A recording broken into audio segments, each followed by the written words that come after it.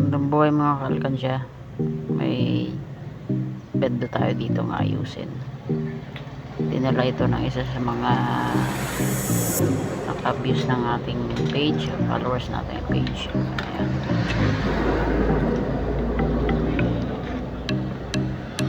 Wala daw lumalabas na wifi name or SSID. Dinala niya pati kasama yung kanyang access point. Galing pa ng Calaguas Island yan. So ngayon titingnan natin kung anong problema. Unahin muna natin yung ito yung kanyang access point. Ayan, parang binahaya na ng langgam ng ano sa loob. Wala na yata itong takip. Wala na nga talagang takip. So ayan yung POE nya.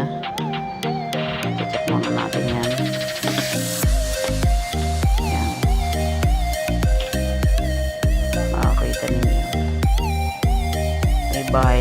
May bahay na sa loob. Ayan. Check natin yung cable nya. Yun. Sablay na yung cable nya. Ayan. Ayan. Nakakita ninyo sa tester natin.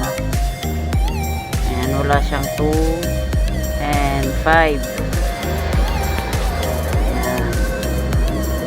So, i-recrypt natin. Ayan yung pinutol natin na dulo ng UTP cable nya. Hindi maayos yung pagkaka-crimp, kaya ganyan siguro. Palitan natin. Masyadong malayo sa ano.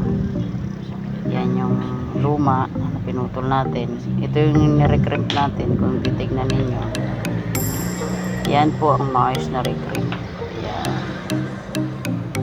Para hindi po siya bumibitaw or hindi na naghihiwalay dun sa loob, nahihila. Yung blong yan dapat nasa loob pa rin siya. Yan yung iniipit, yan kasama yan sa loob. So yan, so gagamitan ulit natin ng tester kasi pag ganyan ng tsura negative yan. Ayan, check natin. Ayan na, goods na lahat, may ilaw. Diba?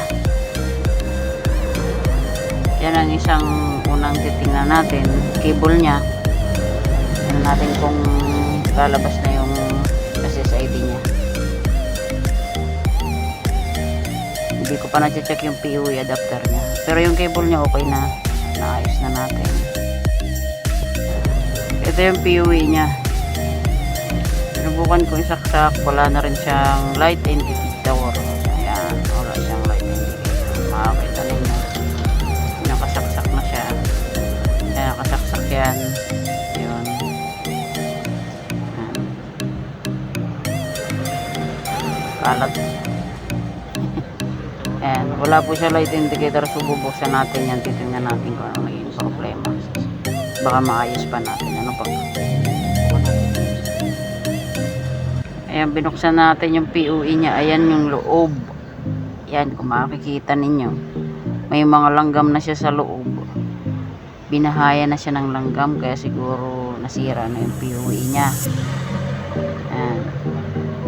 May mga patay na langgam na sa loob. Naninilaw, namumula. Ayan. So, check natin at baka ma-retrieve pa natin.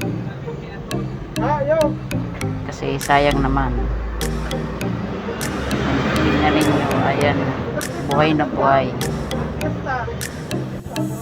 Ayan naman yung likod. Diyos ko, wala na yata itong pag-asa mga brad. Ayan, oh. Sunog na yung IC niya sa likod. Talagang, ayan na. Pati dun sa kaha ng POE niya.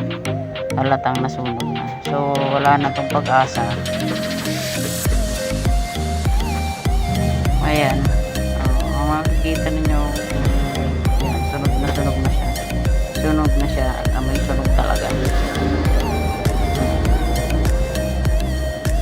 Yung IC niya dyan sa likod na sunog na dahil dun sa langgam na bumahay na andun na punong-puno ng langgam yung likod niya pati.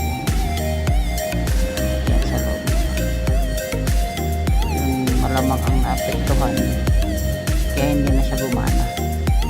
So palitan na lang siguro natin ng bagong PUE adapter. Try natin. Yan, sinaksak natin yung bendo. Ayan.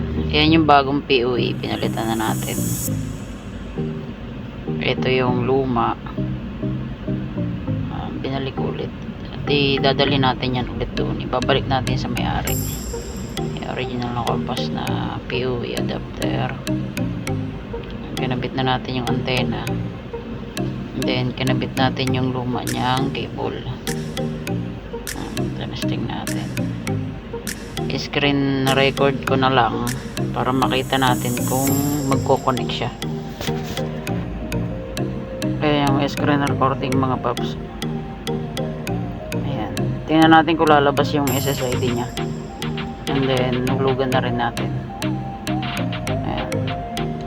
So guys, kung may mga problema po kasi sa piso wifi bendo ninyo, car wash, kahit na anong klaseng to, pwede nating makatulong o pwede akong makatulong sa inyo. Message lang po kayo sa page para magawa natin ng paraan. Hanap ako ng barya. Ayan, maghulog tayo ng 3 piso. So goods na. Okay na. Back to business na naman ito. Salamat po sa tiwala sa mga viewers and followers po ng page. Maraming salamat po.